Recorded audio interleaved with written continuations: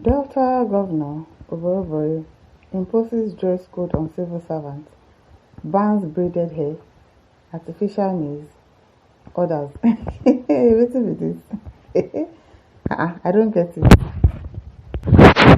You are banning braided hair, artificial nails. Why? For what?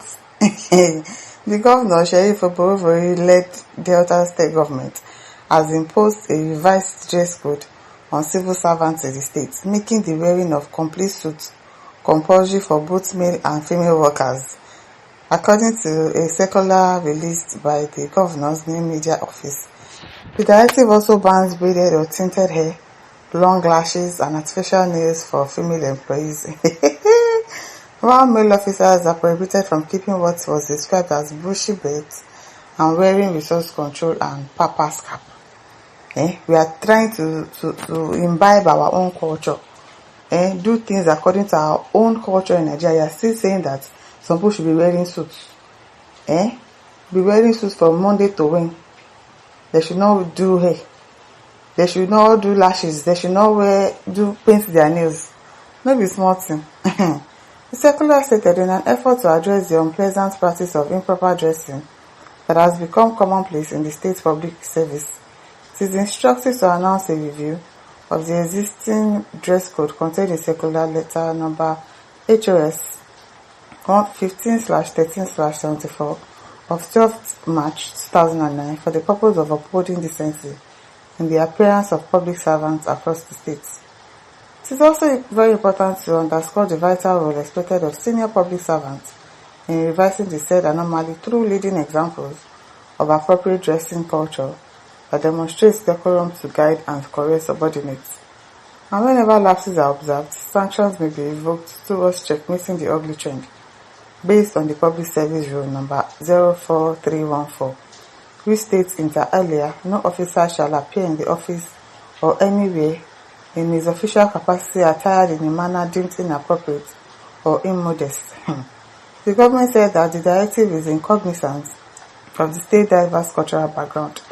If you are in cognizance of the state's cultural background, you will not tell your staff to be wearing suits to work.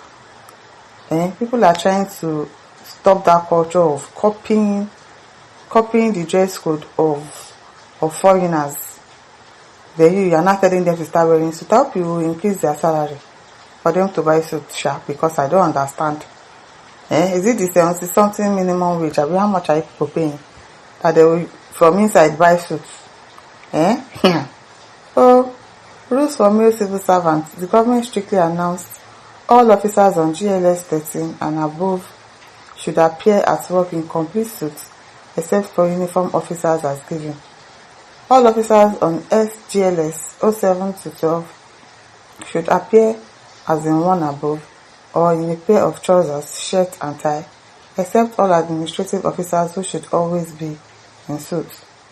3. All officers on SGLS 0 to 06 should appear as in A1 or A2 above, except for uniformed staff, driver, plant operators who should always be in their uniform, and in the absence of uniform should put on trousers and shirts to work. Also, traditional attire for male officers shall be permissible only on Friday. It's only on Friday that they should be wearing attire, and on special occasions, and such include smart senator's suits, modern kaftan or native shirts with matching trousers, complemented by the appropriate traditional cap. Note: resource control and papa's cap are prohibited, while bushy braids are prescribed. Female civil servants are directed to appear in trouser suits, skirt suits, or corporate gowns below the knee level, with all trousers required to be part of suits. Okay now.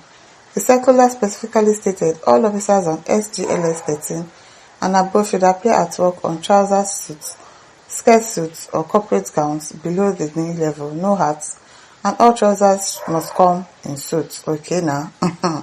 All officers on SGLS 07 to 12 should appear neither as in B1 above or in free gown below the knee level with sleeves or skirts below the knee level and blouse with sleeves to match sleeveless or spaghetti hands are prohibited. Oh, to match, sleeveless or spaghetti hands are prohibited. All officers on SGLS 01 to 06 should appear as in free gown with sleeves or skirts and blouse as prescribed in B2 above. Also, traditional attires for female officers shall be permissible only on Fridays and on special occasions, and as such include traditional costumes such as buba and wrapper, skirts and blouses, or gowns fashioned with African fabrics, provided such garments have proper sleeves. Not that all female dressing should be with decorum, devoid of any provocative exposure of cleavages, well, that's okay. Meanwhile, braided or tinted hair, long lashes, and artificial nails are prohibited. What do you mean braided hair is prohibited? So what kind of hair do you want them to do? They should be wearing wig up and down. The government claimed that the directive is intended to promote discipline in dressing culture among public servants. It directed heads of departments to enforce strict compliance to the directive and called on permanent secretaries and heads of extra ministerial departments to give the circular the much desired publicity for staff guidance and strict adherence. Circular stated, suffice it to state that this circular is intended to promote discipline in dressing culture among public servants. To enforce strict adherence to the revised dress code, therefore, it behooves all head of department to execute these provisions and not hesitate in directing any erring officer that is inappropriately dressed to return home, dress decently and resume duty promptly, or risk more stringent sanctions from the accounting officer forthwith. Accordingly, all permanent secretaries and head of extra ministerial departments are enjoined to give the content of this circular the much desired publicity for staff guidance and strict adherence. Please, they even put please there. Now, Oh, I should also hope that he really increases their salary, because I don't know how he wants them to be wearing suits. Suit, oh, they should not do braid. That means they should be wearing wig. Abi, are you going to pay them money to be buying that? Because I don't understand. Yeah. Oh, Precious Oma says agent and landlord don't want buy people for Delta State, so you know see that one. Now dress code be the problem, not be smart thing. Stephanie says, how can you ban braided hair, which is Africa's signature hairstyle? Like, I don't understand. Me too. Like, why are you banning braided hair?